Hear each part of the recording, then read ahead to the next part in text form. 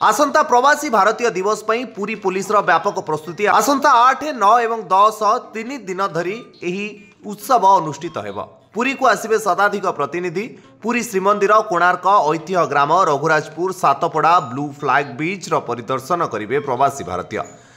सुरक्षा पई मुतयन हेबे 28 प्लाटून, 2 सेक्शन फोर्स, 4 अतिरिक्त SP, 15 DSP, 48 inspector, 163 sub inspector अतिरिक्त sub inspector, 12 havildar, 261 constable, 16 trainee havildar मुतयन रहिबे।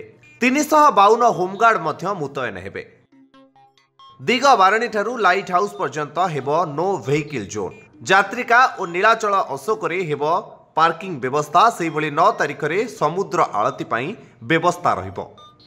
हमरो आसंता 8, 9, 10 रे ओडिशा रे प्रवासी भारतीय दिवस सेलिब्रेट होबा को जाउची, जो बहु संख्या रे हमरो डेलीगेट्स पार्टिसिपेट करूचंती। तांको संगरे मेनी डिग्निटरीज से इवेंट रे पार्टिसिपेट करूचंती।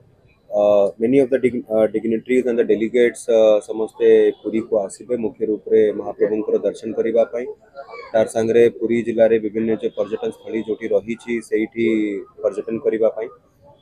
यार संगरे जिला प्रशासन पक्षरु जो हमरो पुरी बीच फेस्टिवल जोटा 7 तारिख रो जोटा इनॉग्रेट होबा को जाउची, तो सेठी मध्य बहु संख्या रे जनसाधारण आसीबे पार्टिसिपेट करिबे।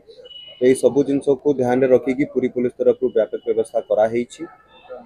ये डिप्लॉयमेंट आमर मुख्य रूप रे आमर कवर करुची आमर Shri Jagannath temple, Raghurajpur artistic village, Konark, Chandrabhaga, Satapada, आमर ब्लू फ्लैग बीच। पुरी रो camera person Sunil Jena Tushar Ranjan Nayak report, Dharitri live.